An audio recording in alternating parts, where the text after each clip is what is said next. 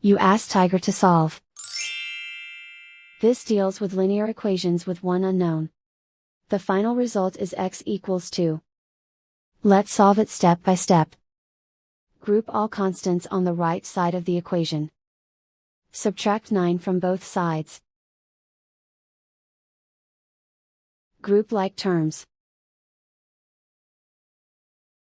Simplify the arithmetic.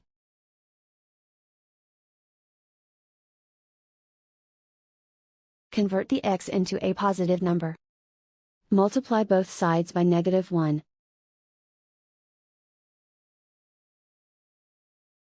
Remove the ones. Simplify the arithmetic.